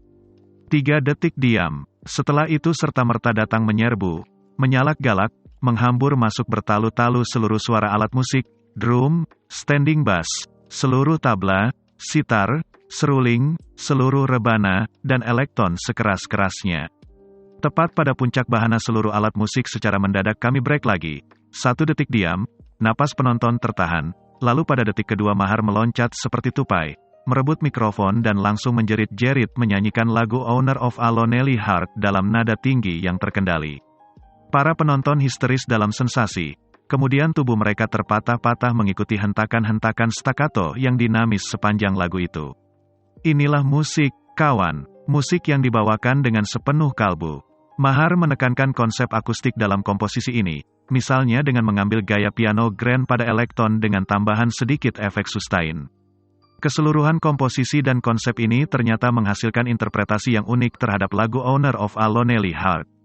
Kami yakin sedikit banyak kami telah berhasil menangkap semangat lagu itu, termasuk esensi pesannya, yaitu hati yang sepi lebih baik dari hati yang patah, seperti dimaksudkan orang-orang hebat dalam grup Yes. Maka tak ayal lagu rock modern tersebut adalah masterpiece penampilan kami selain sebuah lagu Melayu berjudul Patah Kemudi karya Ibu Hajah Dahlia Kasim. Mahar juga adalah seorang seniman idealis. Pernah sebuah parpol ingin memanfaatkan grup kami yang mulai kondang untuk menarik massa melalui iming-iming uang dan berbagai mainan anak-anak, Mahar menolak. Mentah-mentah, orang-orang itu sudah terkenal dengan tabiatnya menghamburkan janji yang takkan ditepatinya. Demikian Mahar berorasi di tengah-tengah kami yang duduk melingkar di bawah Filisium. Jarinya menunjuk-nunjuk langit seperti seorang koordinator demonstrasi. Kita tidak akan pernah menjadi bagian dari segerombolan penipu. Sekolah kita adalah sekolah Islam bermartabat, kita tidak akan menjual kehormatan kita demi sebuah jam tangan plastik murahan. Mahar demikian berapi-api dan kami bersorak-sorai mendukung pendiriannya. Dan mungkin karena kecewa kepada para pemimpin bangsa maka Mahar memberi sebuah nama yang sangat memberi inspirasi untuk band kami, yaitu Republik Dangdut. Mahar adalah Jules Verne kami. Ia penuh ide gila yang tak terpikirkan orang lain, walaupun tak jarang idenya itu absurd dan lucu. Salah satu contohnya adalah ketika ketua RT punya masalah dengan televisinya. TV hitam putih satu-satunya hanya ada di rumah beliau dan tidak bisa dikeluarkan dari kamarnya yang sempit karena kabel antenanya sangat pendek dan ia kesulitan mendapatkan kabel untuk memperpanjangnya. Kabel itu tersambung pada antena di puncak pohon randu. Keadaan mendesak sebab malam itu ada pertandingan final badminton All England antara Seven Pri melawan IE Sumirat. Begitu banyak penonton akan hadir, tapi ruangan TV sangat sempit. Sejak sore Pak Ketua RT tak enak hati karena banyak handai taulan yang akan bertamu tapi takkan semua mendapat kesempatan menonton pertandingan seru itu. Ketika beliau berkeluh kesah pada kepala sekolah kami, maka Mahar yang sudah kondang akal dan taktiknya segera dipanggil dan ia muncul dengan ide ajaib ini. Gambar TV itu bisa dipantul-pantulkan melalui kaca. Ayahanda guru, kata Mahar berbinar-binar dengan ekspresi lugunya. Pak Harvan melonjak girang seperti akan meneriakkan, Eureka! Maka digotonglah 2 buah lemari pakaian berkaca besar ke rumah ketua. Lemari pertama diletakkan di ruang tamu dengan posisi frontal terhadap layar TV dan ruangan itu paling tidak menampung 17 orang. Sedangkan lemari kedua ditempatkan di beranda. Lemari kaca kedua diposisikan sedemikian rupa sehingga dapat menangkap gambar TV dari lemari kaca pertama. Ada sekitar 20 orang menonton TV melalui lemari kaca di beranda. Tak ada satupun penonton yang tak kebagian melihat aksi IE Sumirat. Penonton merasa puas dan benar-benar menonton dari layar kaca dalam arti sesungguhnya. Meskipun Sven Pri yang kidal di layar TV menjadi normal di kaca yang pertama dan kembali menjadi kidal pada layar lemari kaca kedua. Menurutku inilah ide paling revolusioner, paling lucu, dan paling hebat yang pernah terjadi pada dunia penyiaran. Aku rasa yang dapat menandingi ide kreatif ini hanya penemuan remote control. Beberapa waktu kemudian, kepada majelis penonton TV yang terhormat Pak Harvan berulang kali menyampaikan bahwa semua itu adalah ide Mahar, dan bahwa Mahar itu adalah muridnya. Murid yang dibanggakannya habis-habisan. Sayangnya, seperti banyak dialami seniman hebat lainnya, mereka jarang sekali mendapat perhatian dan penghargaan yang memadai. Gaya hidup dan pemikiran mereka yang mengawang-awang seringkali disalahartikan. Misalnya Mahar, kami sering menganggapnya manusia aneh, pembual, dan tukang hayal yang tidak dapat membedakan antara realitas dan lamunan. Keadaan ini diperparah lagi dengan ketidakmampuan kami mengapresiasi karya-karya seninya. Sehingga beberapa karya hebatnya malah mendapat cemoohan. Kenyataannya adalah kami tidak mampu menjangkau daya imajinasi dan pesan-pesan abstrak yang ia sampaikan melalui karya-karya tersebut. Kami selalu membesar-besarkan kekurangannya ketika sebuah pertunjukan gagal total, tapi jika berhasil kami jarang ingin memujinya. Mungkin karena masih kecil, maka kami sering bab 14, Laskar Pelangi dan Orang-orang Sawang. PAPILIO Blue May, kupu-kupu tropis yang menawan berwarna hitam bergaris biru hijau itu mengunjungi pucuk Filisium. Kehadiran mereka semakin cantik karena kehadiran kupu-kupu kuning berbintik metalik yang disebut Pure Cloud Yellow. Mereka dan lidah atap sirap coklat yang rapuh menyajikan komposisi warna kontras di atas sekolah Muhammadiyah. Dua jenis bidadari taman itu melayang-layang tanpa bobot bersukacita. Tak lama kemudian, seperti tumpah dari langit, ikut bergabung kupu-kupu lain, Danube Cloud Yellow. Hanya para ahli yang dapat membedakan Pure Cloud Yellow dengan Danube Cloud Yellow. Berturut-turut nama latin mereka adalah Colias Crocea dan Colias Myrmidon.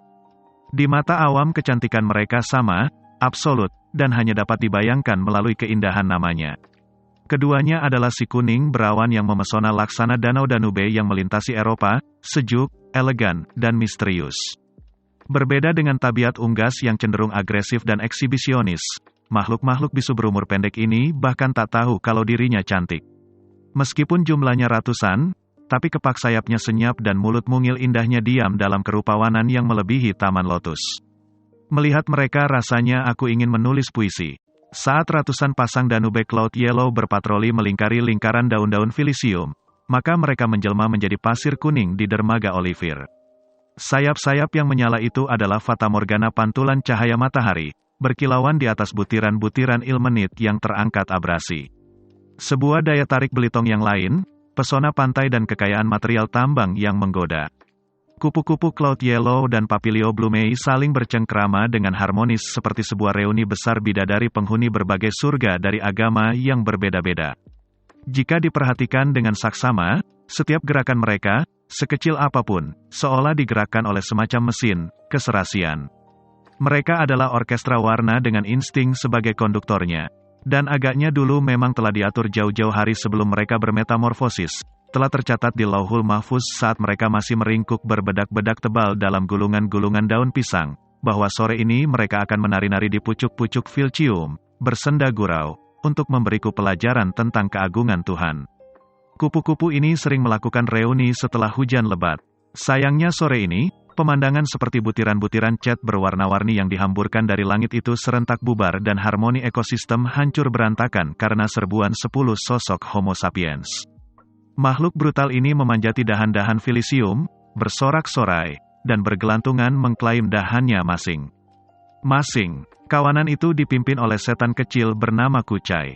Berada pada posisi puncak rantai makanan seolah melegitimasi kecenderungan Homo sapiens untuk merusak tatanan alam. Kucai mengangkangi dahan tertinggi, sedangkan Sahara, satu-satunya betina dalam kawanan itu, bersilang kaki di atas dahan terendah. Pengaturan semacam itu tentu bukan karena budaya patriarki begitu kental dalam komunitas Melayu, tapi semata-mata karena pakaian Sahara tidak memungkinkan ia berada di atas kami. Ia adalah muslimah yang menjaga aurat rapat-rapat.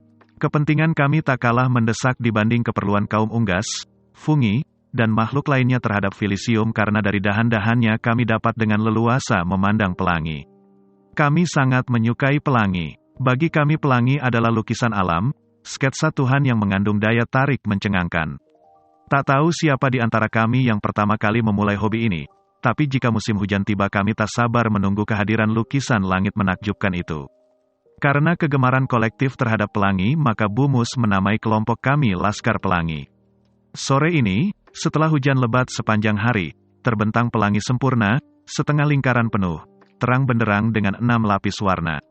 Ujung kanannya berangkat dari muara genting seperti pantulan permadani cermin, sedangkan ujung kirinya tertanam di kerimbunan hutan pinus di lereng Gunung Selumar. Pelangi yang menghunjam di daratan ini melengkung laksana jutaan bidadari berkebaya warna-warni terjun menukik ke sebuah danau terpencil, bersembunyi malu karena kecantikannya. Kini Felicium menjadi gaduh karena kami bertengkar bertentangan pendapat tentang panorama ajaib yang terbentang melingkupi Belitung Timur. Berbagai versi cerita mengenai pelangi menjadi debat kusir. Dongeng yang paling seru tentu saja dikisahkan oleh Mahar. Ketika kami mendesaknya, ia sempat ragu-ragu. Pandangan matanya mengisyaratkan bahwa kalian tidak akan bisa menjaga informasi yang sangat penting ini. Dia diam demi membuat pertimbangan serius. Namun akhirnya ia menyerah, bukan kepada kami yang memohon tapi kepada hasratnya sendiri yang tak terkekang untuk membual. Tahukah kalian, katanya sambil memandang jauh. Pelangi sebenarnya adalah sebuah lorong waktu. Kami terdiam, suasana jadi bisu, terlena hayalan Mahar. Jika kita berhasil melintasi pelangi, maka kita akan bertemu dengan orang-orang Belitung tempo dulu dan nenek moyang orang-orang Sawang. Wajahnya tampak menyesal seperti baru saja membongkar sebuah rahasia keluarga yang terdalam dan telah disimpan 7 turunan. Lalu dengan nada terpaksa ia melanjutkan, tapi jangan sampai kalian bertemu dengan orang Belitung primitif dan leluhur Sawang itu, karena mereka itu adalah kaum kanibal. Sekarang wajahnya pasrah. Akyong menutup mulutnya dengan tangan dan hampir saja tertungging dari dahan karena melepaskan pegangan. Sejak kelas 1 SD, Akyong adalah pengikut setia Mahar. Ia percaya dengan sepenuh jiwa apapun yang dikatakan Mahar. Ia memposisikan Mahar sebagai seorang suhu dan penasihat spiritual. Mereka berdua telah menasbihkan diri sendiri dalam sebuah sekte ketololan kolektif.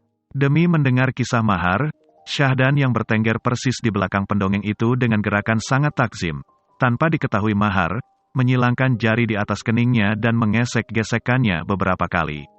Mahar tidak mengerti apa yang sedang terjadi di belakangnya. Sakit perut kami menahan tawa melihat kelakuan Syahdan. Baginya Mahar sudah tak waras. Lintang menepuk-nepuk punggung Mahar, menghargai ceritanya yang menakjubkan, tapi ia tersenyum simpul dan pura-pura batuk untuk menyamarkan tawanya. Kami terus memandangi keindahan pelangi, tapi kali ini kami tak lagi berdebat. Kami diam sampai matahari membenamkan diri. Azan maghrib menggema dipantulkan tiang-tiang tinggi rumah panggung orang Melayu, sahut menyahut dari masjid ke masjid. Sang lorong waktu perlahan hilang di telan malam. Kami diajari tak bicara jika azan berkumandang. Diam dan simaklah panggilan menuju kemenangan itu. Pesan orang tua kami. Kami orang-orang Melayu adalah pribadi-pribadi sederhana yang memperoleh kebijakan hidup dari para guru mengaji dan orang-orang tua di surau-surau sehabis salat maghrib. Kebijakan itu disarikan dari hikayat para nabi, kisah Hang Tuah, dan rima-rima gurindam. Ras kami adalah ras yang tua. Malay atau Melayu telah dikenal Albert Buffon sejak lampau ketika ia mengidentifikasi ras-ras besar Kaukasia, Negroid, dan Mongoloid. Meskipun banyak antropolog berpendapat bahwa ras Melayu Belitung tidak sama dengan ras Malay versi Buffon, dengan kata lain kami sebenarnya bukan orang Melayu, tapi kami tak membesar-besarkan pendapat itu. Pertama karena orang-orang Belitung tak paham akan hal itu, dan kedua karena kami tak memiliki semangat primordialisme. Bagi kami, orang-orang sepanjang pesisir Selat Malaka sampai ke Malaysia adalah Melayu atas dasar ketergila-gilaan mereka pada irama semenanjung, dentaman rebana, dan pantun yang sambut-menyambut, bukan atas dasar bahasa, warna kulit, kepercayaan, atau struktur bangun tulang belulang. Kami adalah ras egalitarian. Aku melamun merenungkan cerita Mahar. Aku tak tertarik dengan lorong waktu, tapi terpancang pada ceritanya tentang orang-orang Belitung tempo dulu. Minggu lalu ketika sedang memperbaiki sound system di masjid, demi melihat kabel centang perenang yang dianggapnya benda ajaib zaman baru, muazin kami yang telah berusia 70 tahun menceritakan sesuatu yang membuatku terkesiap. Cerita itu adalah tentang kakek beliau yang sempat bercerita kepadanya bahwa orang tua kakeknya itu, berarti Mbah Buyut atau Datuk Muazin kami, hidup berkelompok mengembara di sepanjang pesisir Belitung. Mereka berpakaian kulit kayu dan mencari makan dengan cara menombak binatang atau menjeratnya dengan akar-akar pohon. Mereka tidur di dahan-dahan pohon santigi 4 untuk menghindari terkaman binatang buas. Kala bulan purnama mereka menyalakan api dan memuja bulan serta bintang gemintang. Aku merinding memikirkan betapa masih dekatnya komunitas kami dengan kebudayaan primitif. Kita telah lama bersekutu dengan orang-orang Sawang. Mereka adalah pelaut ulung yang hidup di perahu. Suku itu berkelana dari pulau ke pulau. Di Teluk Balok leluhur kita menukar pelanduk, rotan, buah pinang, dan damar dengan garam buatan wanita-wanita Sawang, cerita muazin itu. Seperti ikan yang hidup dalam akuarium, senantiasa lupa akan air, begitulah kami. Sekian lama hidup berdampingan dengan orang Sawang, kami tak menyadari bahwa mereka sesungguhnya sebuah fenomena antropologi. Dibanding orang Melayu, penampilan mereka amat berbeda. Mereka seperti orang-orang aborigin, kulit gelap, rahang tegas, mata dalam, pandangan tajam, bidang kening yang sempit, struktur tengkorak seperti suku Teten, dan berambut kasat lurus seperti sikat. PN Timah mempekerjakan suku maskulin ini sebagai buruh yuka, yaitu penjahit karung timah, pekerjaan strata terendah di gudang beras. Dan mereka bahagia dengan sistem pembayaran setiap hari Senin. Sulit dikatakan uang itu akan bertahan sampai Rabu. Tak ada kepelitan mengalir dalam pembuluh darah arang Sawang. Mereka membelanjakan uang seperti tak ada lagi hari esok dan berutang seperti akan hidup selamanya. Karena kekacauan persoalan manajemen keuangan ini, orang Sawang tak jarang menjadi korban stereotip di kalangan mayoritas Melayu. Setiap perilaku minus tak ayal langsung diasosiasikan dengan mereka. Diskredit ini adalah refleksi sikap diskriminatif sebagian orang Melayu yang takut direbut pekerjaannya karena malas bekerja kasar. Sejarah menunjukkan bahwa orang-orang Sawang memiliki integritas. Mereka hidup eksklusif dalam komunitasnya sendiri, tak usil dengan urusan orang lain, memiliki etos kerja tinggi, jujur, dan tak pernah berurusan dengan hukum. Lebih dari itu, mereka tak pernah lari dari utang-utangnya. Orang Sawang senang sekali memarginalkan diri sendiri. Itulah sifat alamiah mereka. Bagi mereka hidup ini hanya terdiri atas mandor yang mau membayar mereka setiap minggu dan pekerjaan kasar yang tak sanggup dikerjakan suku lain. Mereka tak memahami konsep aristokrasi karena kultur mereka tak mengenal power distance. Orang yang tak memaklumi hal ini akan menganggap mereka tak tahu tata krama. Satu-satunya manusia terhormat di antara mereka adalah sang kepala suku, seorang saman sekaligus dukun, dan jabatan itu sama sekali bukan hereditas. PN memukimkan orang Sawang di sebuah rumah panjang yang bersekat-sekat. Di situ hidup 30 kepala keluarga, tak ada catatan pasti dari mana mereka berasal. Mungkinkah mereka belum terpetakan oleh para antropolog? Tahukah para pembuat kebijakan bahwa tingkat kelahiran mereka amat rendah sedangkan mortalitasnya begitu tinggi sehingga di rumah panjang hanya tertinggal beberapa keluarga yang berdarah murni Sawang? Akankah bahasa mereka yang indah hilang ditelan zaman?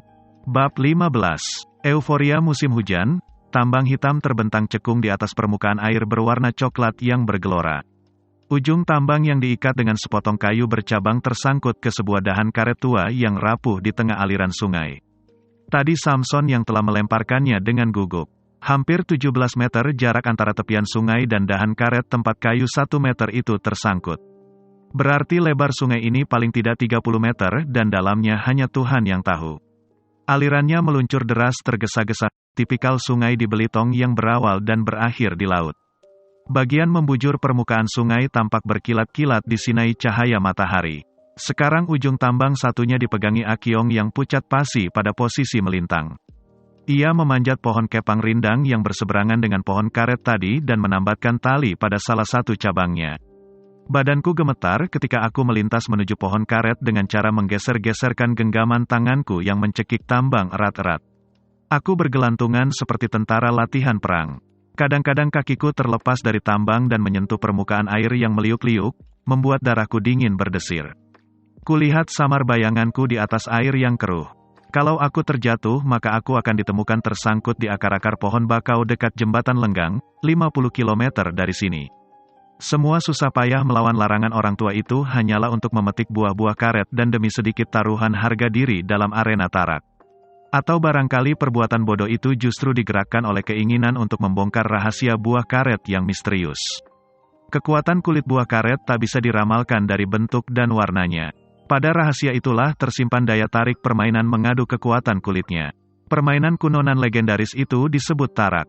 Cuma ada satu hal yang agak berlaku umum, yaitu pohon-pohon karet yang buahnya sekeras batu selalu berada di tempat-tempat yang jauh di dalam hutan dan memerlukan nyali lebih, atau sikap nekat yang tolol, untuk mengambilnya. Di dalam tarak, 2 buah karet ditumpuk kemudian dipukul dengan telapak tangan. Buah yang tak pecah adalah pemenangnya. Inilah permainan pembukaan musim hujan di kampung kami, semacam pemanasan untuk menghadapi permainan-permainan lainnya yang jauh lebih seru pada saat air bah tumpah dari langit. Seiring dengan semakin gencarnya hujan mengguyur kampung-kampung orang Melayu Belitung, aura tarak perlahan-lahan redup. Jika tarak sudah tak dimainkan maka itulah akhir bulan September, begitulah tanda alam yang dibaca secara primitif. Wilayah-wilayah tropis di muka bumi akan mengalami mendung seharian dan hujan berkepanjangan.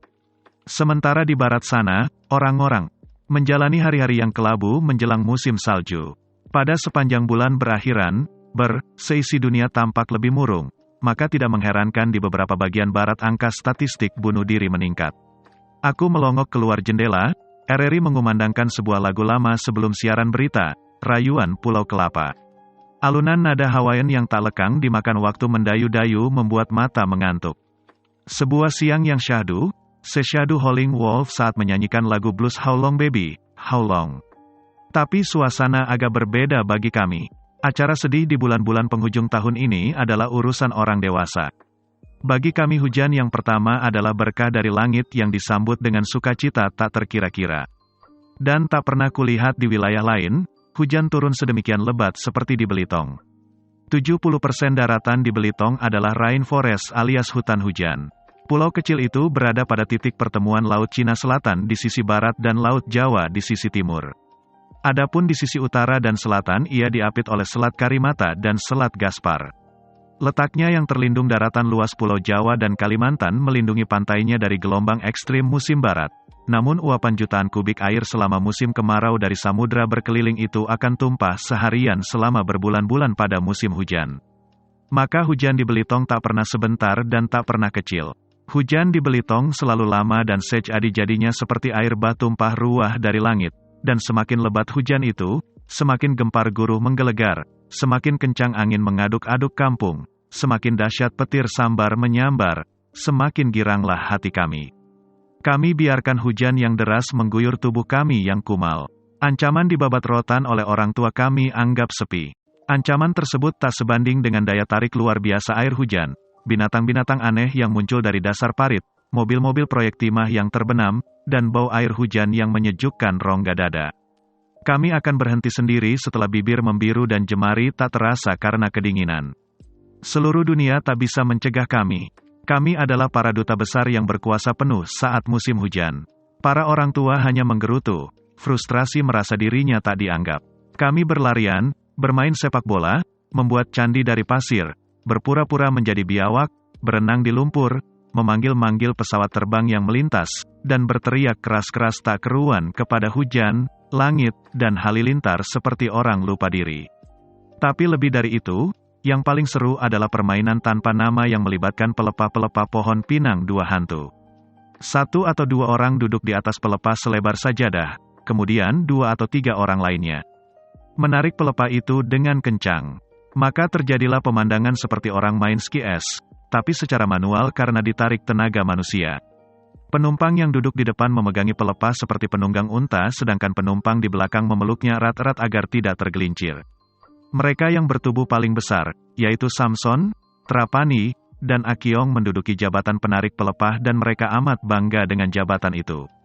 Puncak permainan ini adalah momen ketika para penarik pelepah yang bertenaga sekuat kuda beban berbelok mendadak serta dengan sengaja menambah kekuatannya di belokan itu. Maka penumpangnya akan melaju sangat kencang, terseret sejajar ke arah samping, meluncur mulus tapi deras sekali di atas permukaan lumpur yang licin, lalu menikung tajam dalam kecepatan tinggi. Aku rasakan tikungan itu membanting tubuhku tanpa dapat kukendalikan dan sempat kulihat cipratan air bercampur lumpur yang besar menghempas dari sisi kanan pelepah mengotori para penonton, Sahara, Harun, Kucai, Mahar, dan Lintang.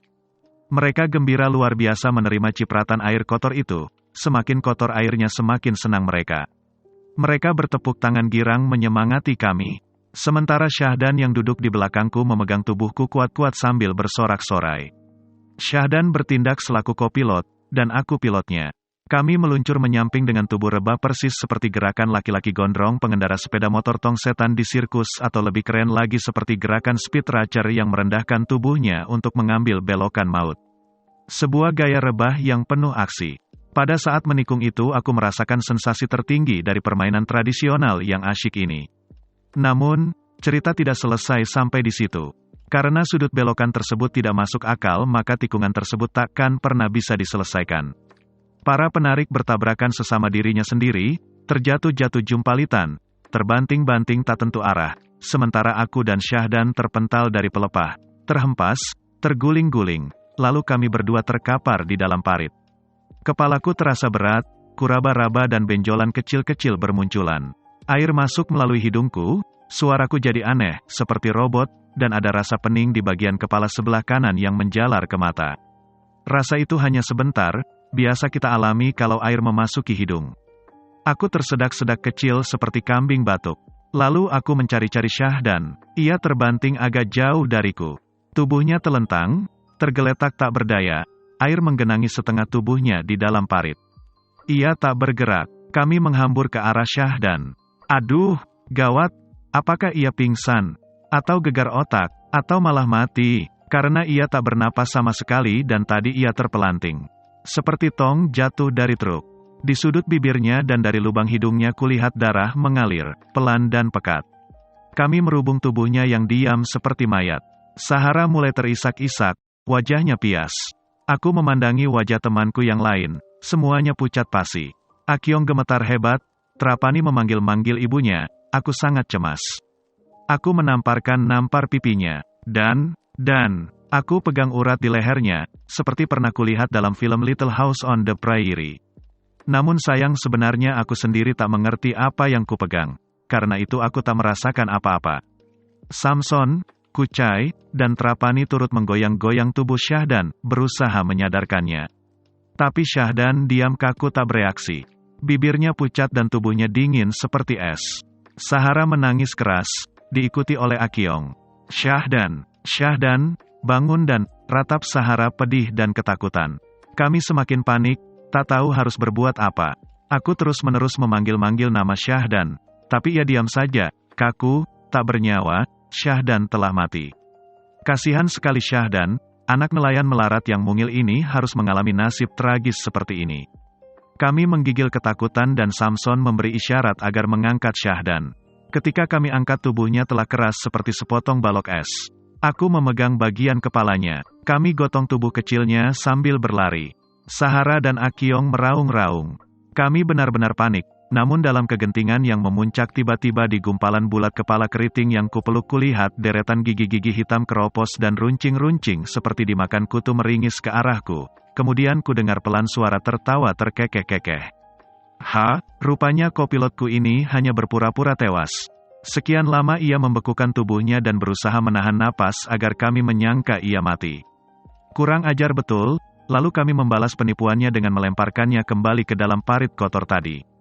Dia senang bukan main, ia terpingkal-pingkal melihat kami kebingungan. Kami pun ikut tertawa. Sahara menghapus tangisnya dengan lengannya yang kotor. Makin lama tawa kami makin keras. Kulirik lagi Syahdan. Ia meringis kesakitan tapi tawanya keras sekali sampai-sampai keluar air matanya. Air matanya itu bercampur dengan air hujan. Anehnya, justru peristiwa terjatuh, terhempas, dan terguling-guling yang menciderai, lalu disusul dengan tertawa keras saling mengejek itulah yang kami anggap sebagai daya tarik terbesar permainan pelepah pinang. Tak jarang kami mengulanginya berkali-kali dan peristiwa jatuh seperti itu bukan lagi karena sudut tikungan, kecepatan, dan massa yang melanggar hukum fisika, tapi memang karena ketololan yang disengaja yang secara tidak sadar digerakkan oleh spirit euforia musim hujan. Pesta musim hujan adalah sebuah perhelatan meriah yang diselenggarakan oleh alam bagi kami anak-anak Melayu tak mampu. Tidak adil padanya.